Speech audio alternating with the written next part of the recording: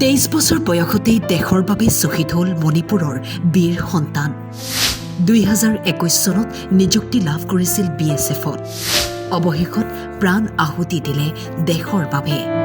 এয়াই দেশপ্ৰেম আই মাতৃৰ প্ৰতি ভালপোৱা দেশৰ সেৱাই যাৰ আছিল জীৱনৰ উদ্দেশ্য মণিপুৰৰ বীৰ সন্তান এইজন দীপক চিংগাখাম সেনাৰ পোছাক পিন্ধা খুৰাকক দেখি সপোন দেখিছিল এদিন দেশৰ বাবে পিন্ধিব ইউনিফৰ্ম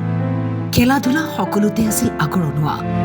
কিন্তু যেতিয়া সীমান্তত হতৰুক উত্তৰ দিয়াৰ সময় হৈছিল দেশৰ এনে লাখ লাখ সন্তানে হতৰুৰ নিদ্ৰা হৰিছিল ভাৰত পাকিস্তানৰ এই উত্তেজনাৰ সময়তে দেশৰ বাবে বুকুত গুলি খাই কৈ গ'ল জোৱানজনে ভাৰত মাতা কি জয় আমাৰ ভাৰত মহান পুত্ৰক হেৰুৱাৰ দুখ কিমান এগৰাকী মাতৃয়ে ভালদৰে বুজে যিয়ে নিজৰ সন্তানক হেৰুৱাইছে কিন্তু মৃত্যুৰ সময়ত সকলোকে গৌৰৱান্বিত কৰি গ'ল দীপক চিংগাখামে মৰিবই যদি লাগে কাপুৰুষৰ দৰে মৰাতকৈ সমুখ সমৰত প্ৰাণ দিয়াই ভাল অমৰ জোৱান দীপক চিংগাখামক দেশবাসীয়ে জনাইছে চেলিউট এই বলিদান দেশবাসীয়ে কেতিয়াও নাপাহৰে